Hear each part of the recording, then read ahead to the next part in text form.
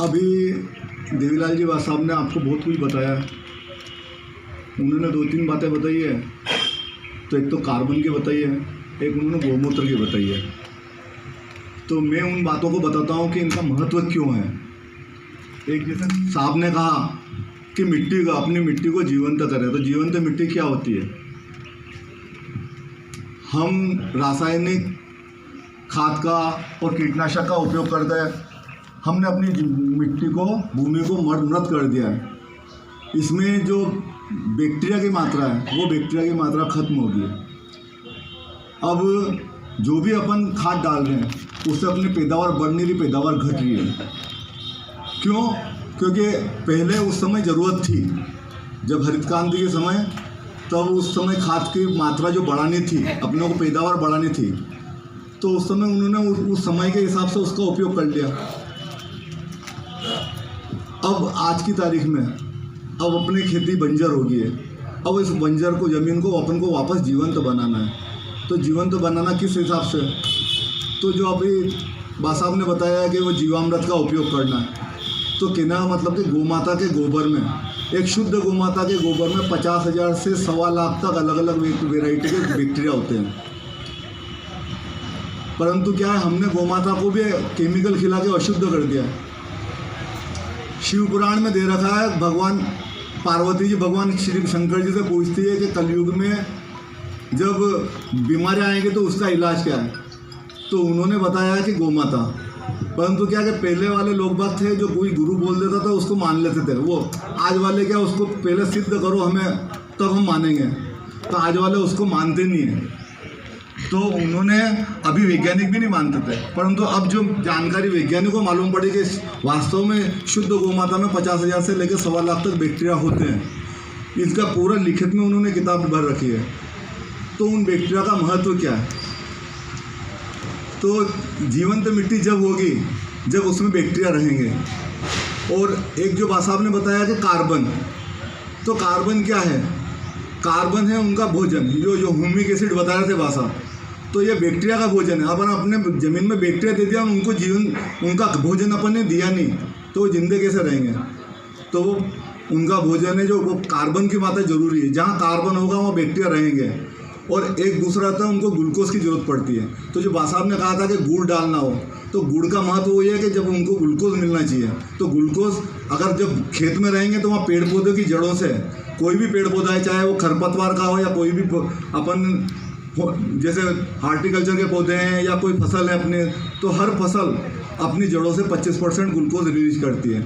तो वो ग्लूकोज उन बैक्टीरिया को मिलता है, तो उससे वो जीवित रहते हैं। तो उनके लिए 2 चीज़ ज़रूरी है, एक तो ग्लूकोज और एक कार्बन। तो अपने खेतों में कार्बन की मात्रा बहुत ज़्यादा ज़रूरी है।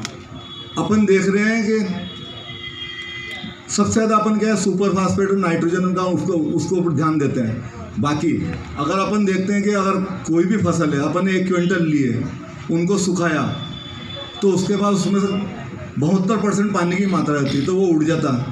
उसके बाद अगर उसको जलाया अपन ने, तो उसमें कार्बन की मात्रा जो रहती है, तो 21% के करीब तो वो चली जाएगी। बाकी 2.5%, 3% के करीब है जो मात्रा रहती है, जो सारे तत्व की है। और अपन सारे उन 2-2.5%, 3% के पीछे भाग रहे हैं कि ये सारी चीज़ें डालना है। परंतु कहने का मतलब ये है कि कोई भी फसलों में तो मेन है जो कार्बन की ज़रूरत है। तो कार्बन क्या पेड़ पौधे वायुमंडल से लेते हैं, तो उसके लिए वायुमंडल पर परंतु कुछ मात्रा उसमें ज़मीन में ज़रूरी है, तब वो बैक्टीरिया और वो जिंदा रहेंगे और वो सारे तत्व लेने के लिए। एक दूसरा कारण क्या है कि ज़मीन की पॉजिटिविटी। हर पौधे की जड़ों में नेगेटिव आयन होते हैं, नकारात्मक। और वो अगर किसी भी पेड़ पौधों से जो फसल अपन तत्व डालेंगे, तो वो लेंगे तो पॉजिटिव आयन लेंगे। तो पॉजिटिव आयन लेंगे तो ज़मीन में वो पॉजिटिव आयन रहेंगे तो लेंगे वो। तो इसलिए अपने को उसका एसी कंट्रोल करना जरूरी है। इलेक्ट्रिक कंडक्टिविटी जो होती है उसको कंट्रोल करना जरूरी है, पॉजिटिव बनाना ज़मीन को। तो अपनी ज़मीन नेगेटिव होगी है, तो नेगेटिव होगी तो आपने जो अगर तत्व रख भी रखे, उसमें सुपर फास्फेट भी डाला या पोटाश भी डाला, तो पौधा कभी ग्रहण नहीं करेगा। तो पौधा ग्रहण कब करेगा? उसमें बैक्टीरिया रहेंगे, ज़मीन पॉजिटिव रहेगी तब। तो पहला काम तो है अपने को ज़मीन को पॉजिटिव करना। पॉजिटिव करने के लिए ज़मीन 3-4 चीज़ों से पॉजिटिव होती है। अग्निहोत्र की राख, तुलसी जी के पौधे से, गौमूत्र से। जो अभी जीवामृत में उन्होंने कहा साहब ने कि देवीलाल जी बाबा साहब ने कि गौमूत्र, तो गौमूत्र दो काम करता है, एक तो पॉजिटिविटी भी करता है और इसमें होती है अमोनिया की मात्रा। वायुमंडल में 78% नाइट्रोजन है, परंतु पेड़ पौधे कोई भी नाइट्रोजन डायरेक्ट नहीं ले सकते, वो या तो नाइट्रेट फार्म में लेंगे या अमोनिया फार्म में लेंगे, और उनको उस फार्म में लाने का काम वो बैक्टीरिया करते हैं। तो अपने को बैक्टीरिया जरूरी है। अगर अपन ने अपनी ज़मीन को जीवंत कर लिया ना, तो अपन को ना तो यूरिया डालना पड़ेगा, ना सुपर फास्फेट डालना पड़ेगा, ना पोटाश डालना पड़ेगा, ना कोई भी डालना। और ये तो क्या 2, 4, 5, 7, 17 तत्व हैं, इसके अलावा भी और तत्व भी हैं, पर उनके नाम मात्र की जरूरत पड़ती है, परंतु अपनी किसी को जरूरत नहीं पड़ेगी। तो मेन कहने का मतलब यह है कि आपको अपनी ज़मीन को जीवंत करना जरूरी है। अब उसमें बैक्टीरिया की मात्रा अपन ने उसमें बढ़ा दी है, तो बैक्टीरिया की मात्रा बढ़ाने के लिए अपने को उसमें कि जीवामृत बनाने की बोल रहे हैं कि वो जीवामृत में, क्योंकि गोमाता के गोबर में है सबसे ज़्यादा बैक्टीरिया की मात्रा है, और वो भी इसलिए डालना पड़ रहा कि अपन ने उनको अपने खेतों में मार दिए है। अगर अपन शुरू से अगर प्राकृतिक खेती अगर अपन पुराने तरीके से करते तो अपने को वो भी जरूरत नहीं पड़ती और अपने को इतने गोबर की खाद की जरूरत नहीं पड़ती, परंतु अपने को क्या है कि अपन ने उन बातों को ख़त्म कर दिया, इसलिए वो बैक्टीरिया ज़रूरी है और उन बैक्टीरिया के साथ में उनका भोजन जरूरी है। तो मेन क्या है कि अपने को जो खाद अपन उपयोग कर रहे हैं, अपने खेत में अगर कार्बन की मात्रा है तो आपका खेत सारे तत्व ले सकेगा, नहीं तो बाकी अपन डालोगे तो भी वो खेत नहीं लेगा। अगर अभी क्या है अपन जांच करवाओगे तो अपनी मिट्टी में 0.3 से 0.4% कार्बन रह गया है। अगर ये मात्रा थोड़ी और कम हुई तो अपन खेत में अगर फसल बोएंगे तो फसल उगेगी भी नहीं। कृषि विभाग वाले बोलते हैं कि खेती में कार्बन की मात्रा 0.75 से 1% रहनी चाहिए, तो वो ज़मीन 1% ज़मीन वो खेती लायक है। तो एक तो कार्बन लाना अपने को, और ये उस कार्बन को बचाना, क्योंकि देखो ऐसा है कि पश्चिमी देश है तो उनमें क्या है कि वहाँ 7 महीने बर्फबारी होती है, 5 महीने मौसम खुला रहता है, तो वहाँ के कार्बन की मात्रा 5% है। क्यों?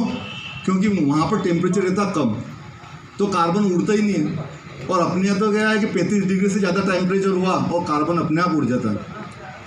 तो कार्बन एक तो अपनी ज़मीन में बढ़ाना और एक उसको उड़ने से बचाना है, तो दो काम जरूरी है।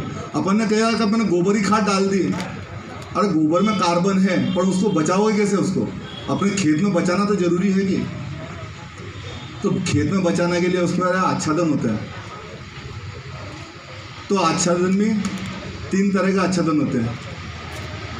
एक तो होता है कि जो पहले अपन जो आच्छादन करते थे, बड़े बूढ़े खेती करते थे, मिट्टी का आच्छादन, जो 2-3 इंच ज़मीन जो पूरी से ढांक देते थे, वो उसे बोलते हैं मिट्टी का आच्छादन।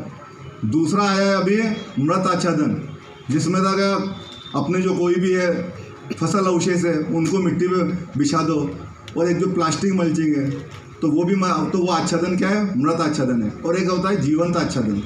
जीवंत आच्छादन में होता है जैसे अपन 2-3 फसल लगा दो और नीचे कोई फैलने वाली फसल लगा दी अपन ने, अर्थात कहने का मतलब है उस खेत को अपन हमेशा भरा रहने दें, उसको खाली नहीं छोड़ें। वो खाली नहीं छूटेगा तो उसमें क्या आएगा कि कार्बन उड़ेगा नहीं, तो कार्बन बचाना जरूरी है। अब कार्बन कितने % तक बढ़ सकता है? तो अपने यहाँ पर एक राजू टाइटस है होशंगाबाद के, उन्होंने बिना हकई की खेती कर करके उनके खेत के कार्बन की मात्रा 10% कर ली। एक जो है सूरत में है तो हरेंद्र भाई है, उन्होंने उनके खेत की कार्बन की मात्रा 18% कर ली है। अब कार्बन का क्या महत्व होता है देखो, अब कार्बन का महत्व चाहे अपने शरीर में ले लें या गौमाता में ले लें या ज़मीन में ले लें, एक शुद्ध मनुष्य में कार्बन की मात्रा होती है 18%। अगर उसको कैंसर हो गया तो उसका कार्बन घट के 12% हो जाएगा, और अगर उसको एड्स हो गया तो उसका कार्बन घट के 9% रह जाएगा। अब कहने का मतलब कि उसको बीमार हुआ, एड्स हुआ, इतनी भारी बीमारी हुई, कैंसर हुआ तो उसको 12% और 9% रह गया।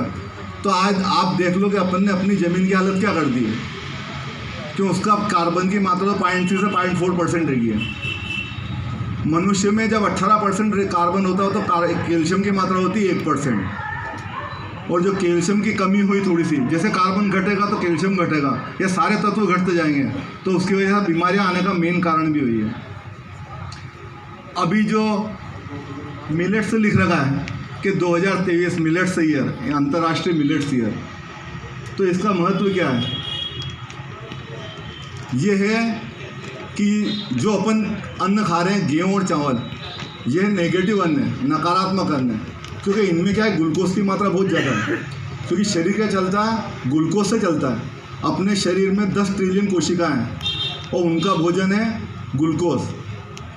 तो पश्चिमी देशों ने क्या किया कि शरीर को चलाने के लिए तो ग्लूकोज की ज़रूरत है, तो उन्होंने देखा कि किस चीज़ में ज़्यादा ग्लूकोज है, तो गेहूँ और चावल में, मक्का में ज़्यादा है। तो उन्होंने गेहूँ, चावल और मक्का, ये अपने यहाँ के अन्न नहीं है, तो इनका आविष्कार कर दिया उन्होंने, वहाँ से उनको खोज करके। अब देखो कि मनुष्य को, शुद्ध मनुष्य को, स्वस्थ मनुष्य को चाहिए अपने डेली का 35 ग्राम ग्लूकोज, और वो केवल 100 ग्राम गेहूँ से पूर्ति हो जाता है, परंतु अपने को बार बार भूख लगती है। अब वो क्या, वो उसका ग्लूकोज बहुत जल्दी रिलीज होता है। अब कोई भी अपन ने खाना किया है, खट्टा मीठा चरका जो भी है, तो आमाशय में जाएगा, उससे ग्लूकोज बनेगा, उसके बाद छोटी आंत में जाएगा, तो ग्लूकोज वहाँ से रिलीज़ हो गया, वो शरीर ने ले लिया। उसके बाद बड़ी आंत का क्या महत्व है? या तो भगवान ने गलती करी जो शरीर में बड़ी आंत बनाई, पर भगवान ने कोई गलती नहीं करी। बड़ी आंत का मेन महत्व क्या है कि उसका फाइबर जो रहता है वो उसमें काम में आता है। और जैसे अपन ने ग्लूकोज की मात्रा बढ़ी है शरीर में, तो वो क्या आएगा, या तो शरीर में रुकेगा, 35 ग्राम ग्लूकोज की ज़रूरत है, बाकी तो एक्स्ट्रा पड़ा रहा है तो मोटापा बढ़ाएगा, खून में ज़्यादा मात्रा है तो डायबिटीज़ करेगा, फिर खून गाढ़ा हो गया तो हार्ट अटैक करेगा, कहीं पे नस में जम गया तो थक्का जम गया तो पैरालिसिस करेगा, जैसे अपन लकवा बोलते हैं। और जिसको डायबिटीज़ की शिकायत है और या फिर जिसको कि हार्ट अटैक की शिकायत है, उसकी किडनी फेल होती है, तो सारी बीमारियों का। इसके बाद जो मैंने कहा कि बड़ी आंत, तो बड़ी आंत का क्या महत्व है? देखो, बड़ी आंत में जाता है जो फाइबर, जो अपने को ज़रूरत है। तो डेली का एक आदमी को चाहिए 45 ग्राम फाइबर, 35 ग्राम ग्लूकोज चाहिए, 45 ग्राम फाइबर चाहिए। वो फाइबर है बैक्टीरिया का भोजन। अपने मनुष्य के शरीर में 100 ट्रिलियन बैक्टीरिया होते हैं, आयतन में देखो तो 1.5 से 2 लीटर उनका भोजन है वो फाइबर। और गेहूँ और चावल में फाइबर की मात्रा 0.2 से 1.2% है, नाम मात्र की मात्रा है।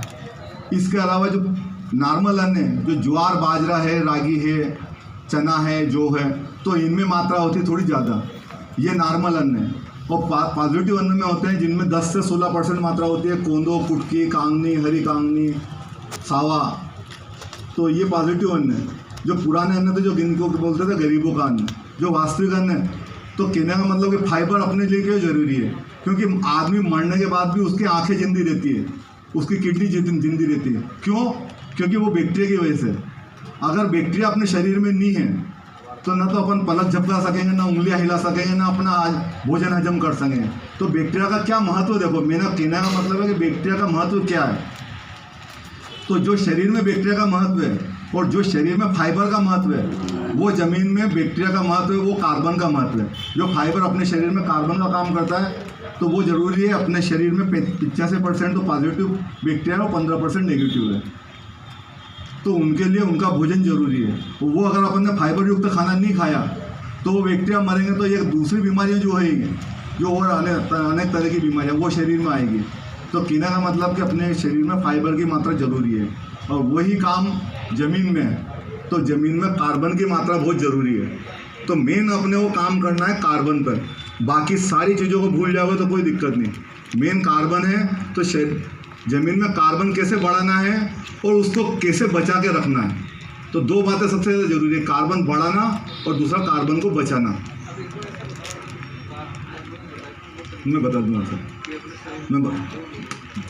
तो अब कहने का मतलब है कि शुरुआत कहाँ से करें पर। तो सबसे ज़्यादा ज़रूरी है कहने का मतलब है हरी खाद से, क्योंकि कार्बन कब रहेगा ज़मीन में, जैसे अपन ने कोई भी कचरा डाला या कोई भी गोबर डाला तो गोबर तो रुका रहेगा, परंतु गोबर अगर डाला अपन ने तो गोबर पानी से क्रिया करेगा। जो गीला गोबर रहता उसमें कार्बन रहता और पानी H2O पानी रहता है, तो वो हाइड्रोजन से क्रिया करके मीथेन गैस बनाएगा, वायुमंडल में उड़ जाएगी। उसमें ऑक्सीजन से क्रिया करके CO2 बनाएगा, कार्बन डाइऑक्साइड वो वायुमंडल में उड़ जाएगी। जो रह जाएगा वो अपन कहेंगे भूसरा रह जाएगा। तो अपन जो गोबर डाल रहे हैं, जो भूसरा डाल रहे हैं अपन, और फिर कह रहे हैं हमारा पैदा क्यों नहीं हो रही है? क्यों? क्योंकि मेन कारण है कि अपन ने उसको समझा नहीं। तो प्राकृतिक खेती को पहले समझना, दिमाग से समझना, उसके बाद खेती करना जरूरी है। तो पहले अपने को खुद को समझना जरूरी है कि अपन कर क्या रहे हैं। तो मेन कारण मेरा कहने का मतलब यही है कि कार्बन, तो कार्बन के लिए अपन क्या है कि उसके लिए होता है कि CN रेशो, नाइट्रोजन और कार्बन। अगर खेत में नाइट्रोजन की मात्रा है तो वो कार्बन को पकड़ के रखेगा। अगर खेत में नाइट्रोजन की मात्रा नहीं है तो कार्बन को पकड़ के नहीं रखेगा। तो नाइट्रोजन को कैसे ज़मीन में रखेंगे?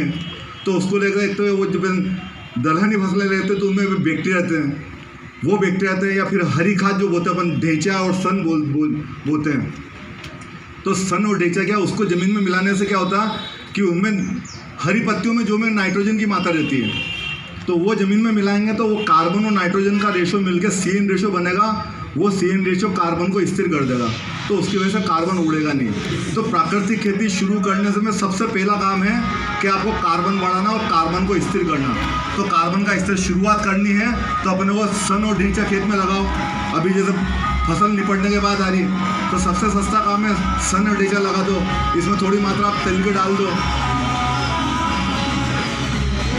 इसमें थोड़ी अपने चौली की डाल दो, मूंग डाल दो, उड़द डाल दो।